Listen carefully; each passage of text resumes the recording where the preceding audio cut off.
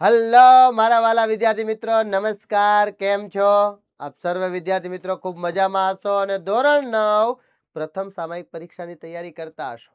તો વાલા વિદ્યાર્થી મિત્રો, અમે તમારા માટે ઓશિયન જ્ઞાન લાઈવ મસ્ત મજાના પેપર સોલ્યુશન લાવ્યા છે. તમારી દરેક પરીક્ષાના પેપર છે એ અહીંથી જ આવવાના છે. તો અત્યારે જ આખા પેપરનું સોલ્યુશન મેળવી લ્યો. તમારા મિત્રો પણ આ સોલ્યુશન મેળવી શકે એટલે એમને શેર કરી દો, વિડીયોને લાઈક કરી દો અને મસ્ત મજાના આજના લેક્ચર પેપર 2 માં સેક્શન એ ની શરૂઆત કરીએ છીએ. તો વાલા વિદ્યાર્થી મિત્રો, તમે પેપર 1 ને આખા પેપરને જોઈને આવ્યા હશો. જો જોઈને નથી આવ્યા તો આપણી ચેનલમાં છે જ, જોઈ લ્યો. મસ્ત મજાનું પેપર સોલ્યુશન છે, તો એ પેપર સોલ્યુશન પણ તમને મદદરૂપ થવાનું છે. તો એવા મસ્ત મજાના પેપર તમારા માટે અમે લાવ્યા છીએ. ચલો એ પેપરની શરૂઆત કરીએ.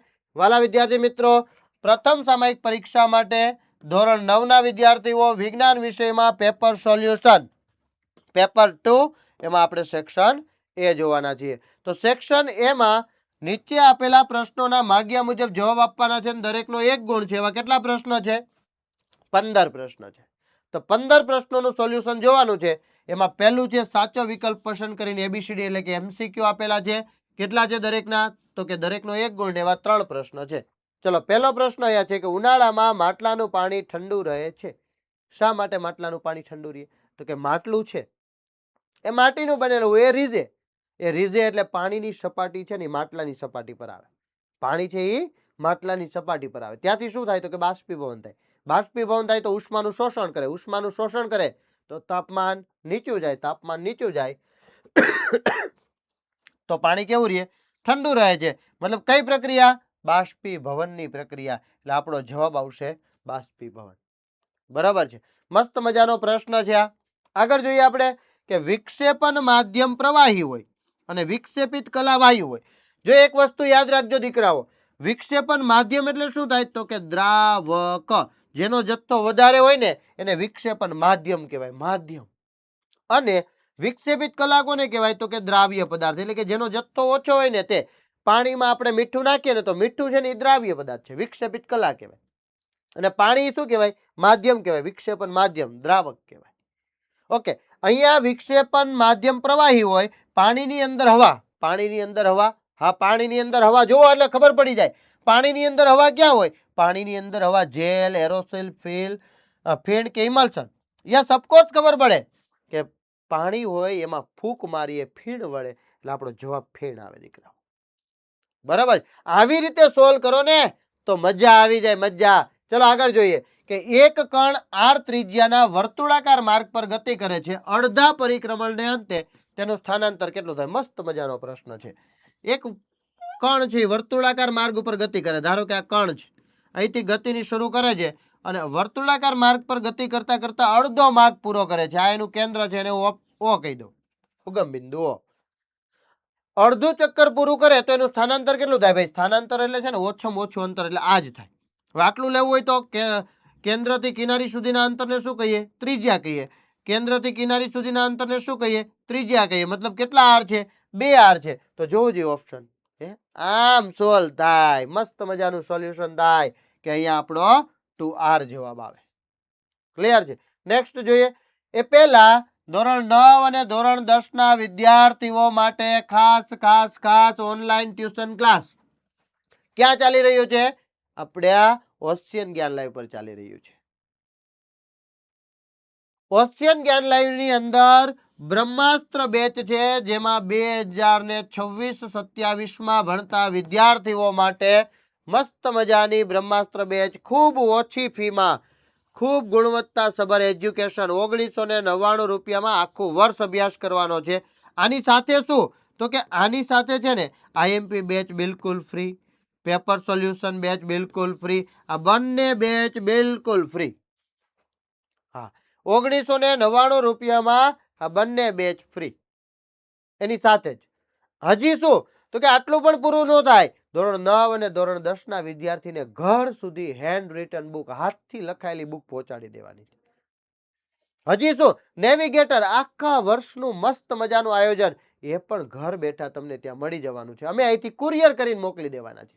આટલું બધું મળતું હોય અને આમ જોવો આ ધુરંધર ટીમ હોય તમારી સાથે તો પછી રાહ શેની જોવો છો દીકરાઓ? કરો કંકુના અને અત્યારે જ જોડાઈ જાવ આપણી બ્રહ્માસ્ત્ર બેચમાં.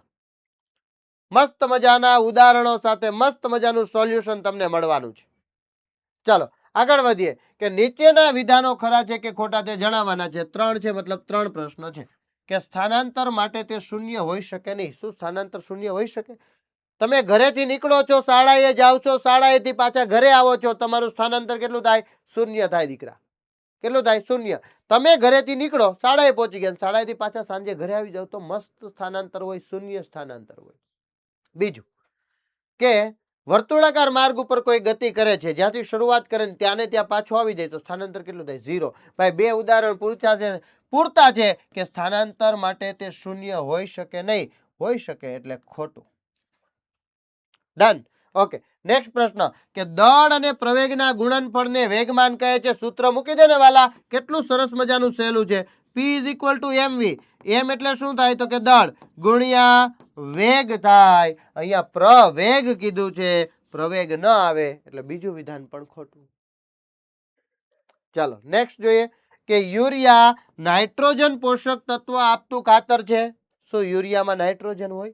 હા, યુરિયાથી પાકને નાઇટ્રોજન મળે એટલે ખરું વિધાન છે. ક્લિયર છે? નેક્સ્ટ પ્રશ્ન જોઈએ કે નીચેના વિધાનો સાચા બને તે પ્રમાણે ખાલી જગ્યા પૂરવાની છે. કેટલી છે? તો કે 4 છે.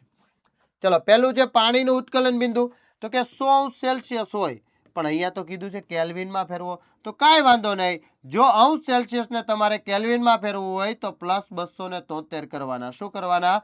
+273 કરવાના. 100 માં 273 ઉમેરીએ તો કેટલા થાય? ઓફકોર્સ 373 થાય. તો જવાબ આપણી સામે આવી ગયો 373.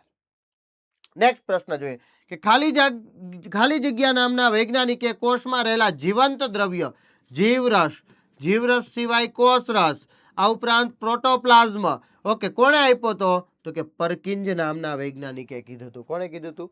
પરકિંજ નામના વૈજ્ઞાનિકે.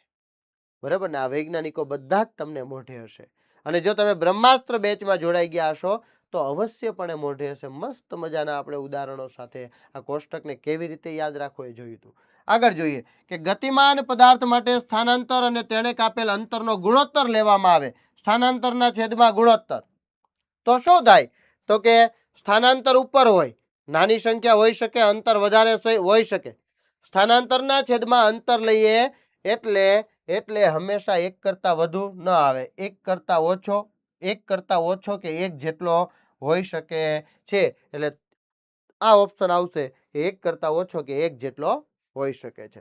ચલો, રાતી સિંધી સાહિવાલમાં ખાલી જગ્યા ક્ષમતા ખૂબ વધારે હોય છે. યાદ કરો, રોગ પ્રતિકારક ક્ષમતા ખૂબ વધારે હોય. બરાબર? એટલે રાતી સિંધી સાહિવાલમાં રોગ પ્રતિકારક ક્ષમતા ખૂબ વધારે હોય છે.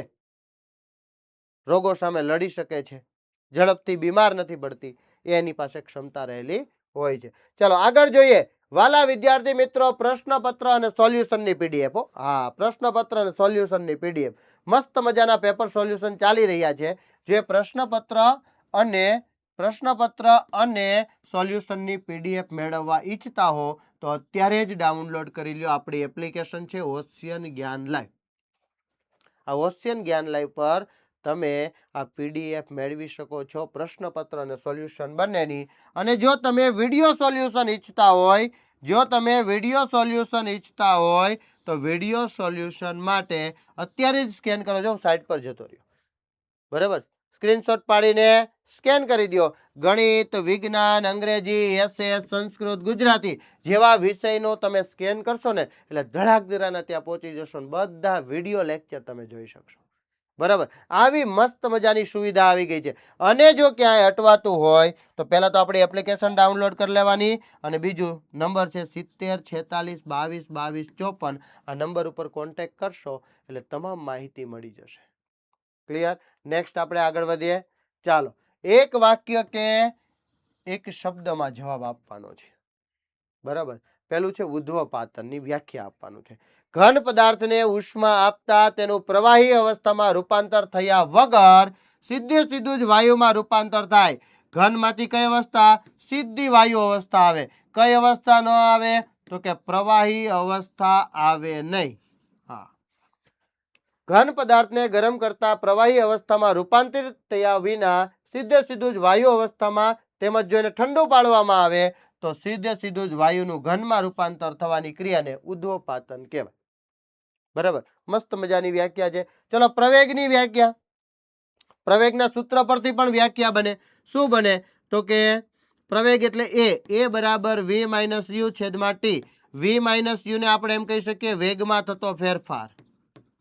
વેગમાં થતો ફેરફાર તરીકે દર્શાવી શકીએ છીએ. તો આપણે વ્યાખ્યા આવી રીતે પણ બનાવી શકીએ કે વેગમાં થતો ફેરફાર અને તે માટે લાગતા સમયના ગુણોત્તર એટલે ભાગાકારને પ્રવેગ કહે છે. પણ આપણે કોઈ અલગ રીતે લખવું હોય કે એકમ સમયમાં ગતિમાન પદાર્થના વેગમાં થતા ફેરફારને પ્રવેગ કહે છે. સિમ્પલ, સૂત્ર પરથી જ આવે. બરાબર, અથવા ગતિમાન પદાર્થના વેગમાં થતા ફેરફારના સમય દરને પ્રવેગ કહે છે. વેગમાં થતા ફેરફારના સમય દરને પ્રવેગ કહે છે. સમય અને દર મતલબ છેદમાં ભાગાકાર ગુણોત્તર. ક્લિયર? તો આ પ્રવેગની વ્યાખ્યા છે. 13મો પ્રશ્ન છે કે વેગમાન સંરક્ષણનો નિયમ લખો. વેગમાન સંરક્ષણનો નિયમ. સંરક્ષણ એટલે બચાવ કરવાનો છે. તો કે બાહ્ય બળની ગેરહાજરીમાં, કોઈ બહારથી બળ લગાડવાનું નથી, એની ગેરહાજરીમાં આંતરક્રિયા કરતા. હવે આંતરક્રિયા કરતા મતલબ ઓછામાં ઓછા બે પદાર્થની વાત કરવાની છે. બે પદાર્થ, બે કે તેથી વધુ પદાર્થોના બનેલા તંત્રનું કુલ વેગમાન અચળ રહે છે. P = mv, વેગમાન હંમેશા અચળ રહે, એને કહેવાય વેગમાન સંરક્ષણનો નિયમ. બરાબર છે. બાહ્ય બળની ગેરહાજરીમાં આંતરક્રિયા કરતા બે કે તેથી વધુ પદાર્થોનું બનેલા તંત્રમાં કુલ વેગમાન કેવું રહે? અચળ રહે. વેગમાન ન વધે ન ઘટે, સંરક્ષણ થાય, બચાવ થાય, એને કહેવાય વેગમાન સંરક્ષણનો નિયમ. ચાલો ત્યાર પછીના પ્રશ્નો જોઈએ કે નીચે આપેલા પ્રશ્નોના યોગ્ય જોડકા જોડો. પહેલું છે એ નિયમ અને વૈજ્ઞાનિકનું નામ આપેલું છે. ચલો, જડત્વનો નિયમ કોણે આપેલો છે? તો જડત્વનો નિયમ છે એ ગેલેલિયોએ આપેલો છે અને ગતિનો બીજો નિયમ છે એ આપણે આ ન્યૂટનભાઈએ આપેલો છે. તો આવા મસ્ત મજાનો સેક્શન એ આપણે જોયો દીકરાઓ, અને આવા જ મસ્ત મજાના સોલ્યુશન લેક્ચર આપણી ઓશિયન જ્ઞાન લાઈવ ચેનલ ઉપર આવવાના છે. તો વાલા વિદ્યાર્થી મિત્રો, ચેનલને સબસ્ક્રાઇબ કરી દો, વિડીયોને લાઈક કરી દો, તમારા મિત્રો સુધી શેર કરી દો, એટલે એ પણ આ મસ્ત મજાના પેપર સોલ્યુશનનો ભાગ બની શકે, શીખી શકે અને કંઈક ને કંઈક પેપરમાં સરસ મજાનું લખી શકે. એવા પ્રયત્નો અત્યારે ઓશિયન જ્ઞાન લાઈવ કરી રહ્યું છે. તો ઝડપથી તમારા મિત્રો સાથે લિંક શેર કરી દેજો. ફરી આપણે નવા સેક્શનમાં નવી ઉર્જા સાથે મળીએ છીએ. ત્યાં સુધી બધાને જય હિન્દ, જય ભારત, જય જય ગરવી ગુજરાત.